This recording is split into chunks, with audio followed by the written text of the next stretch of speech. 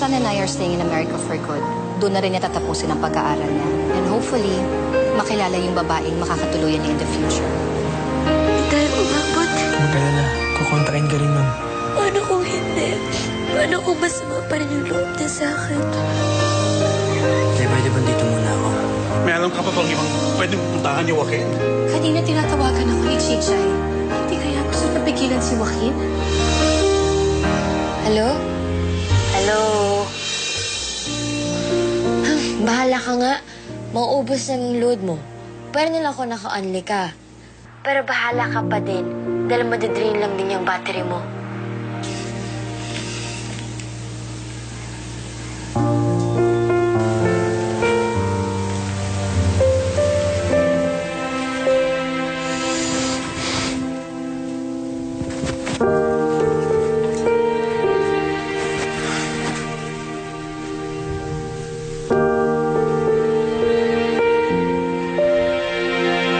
Panigurado, pumunta kay Chinky. Matawagan nga.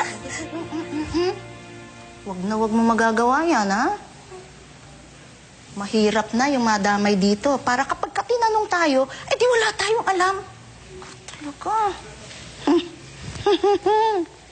Sigurado, si Chicha yung pupuntiryahin yan.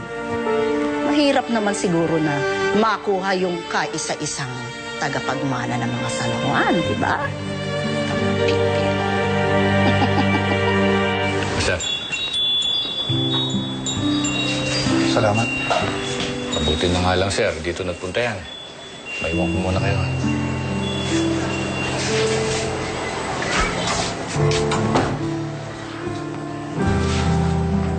Ano nangyari? Narinig ko po yung mga plano sa akin ni Mama.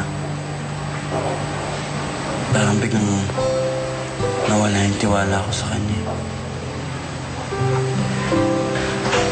Sinabi niya sa akin na may mga nagawa si Mama. Paano yung mga yun? Ayoko magsalita ng masama tungkol sa mama mo.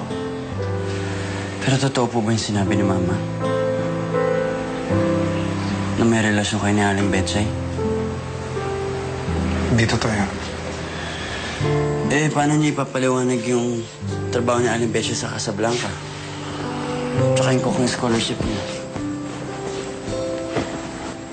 Joaquin, magkaibigan kami nun. At nung nakita ko na nahihirapan siya sa buhay, ginawa ko ng paraan para matulungan ko siya. Na hindi man lang nga niya alam na sa akin galing yung mga tulong na yan. Kinailangan ko pang padaanin kay Ethel. Sana lang huwag mo nang banggitin to kay Chichay. Kasi pag nalaman ni Betchay na may kinalaman ako sa trabaho niya sa Casablanca, sa cooking school, I'm sure hindi niya tatanggapin. Dahil ayaw niya mapag-isipan kami ng masama. Alam mo ba na si Betchay ang nagsakripisyo para makapagtapos ako sa pag-aaral? Kaya masakit para sa akin makita na natupad lahat ng pangarap ko. Pero hindi yung kay Betchay. And I'm very sorry kung hindi naging magandang epekto na sa mama mo.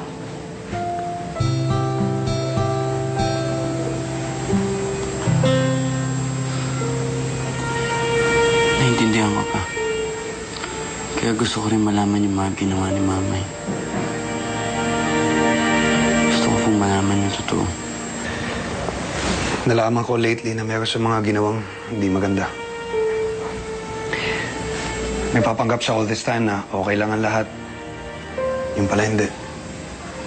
Lalo na pagdating kay Chichay. Tulad ng ano? Narinig ko siya. Tinetretan si Chichay. Tapos may kausap siya ng isang tao na dating kaaway nila Betchay. Nanay yata nung isang kaklase mo sa school, sa Malaya. Hopefully, makilala yung babaeng makakatuluyan niya in the future. So I guess I have to be grateful to you. Kundi dahil sa mga ginawa mo kay Chichay, things would have been different. Ano ba? I have reason to believe that may kinalaman ng mama mo sa pagkasira ng scholarship ni Chichay.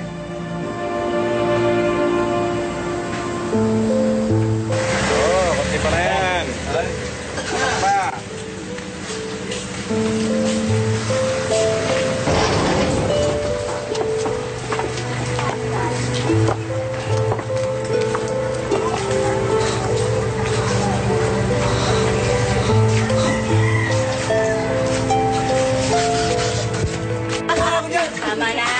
Robert, may problema. Nandiyan sila Ma'am Juliana sa labas. May mga kasamang bodyguards. Ha?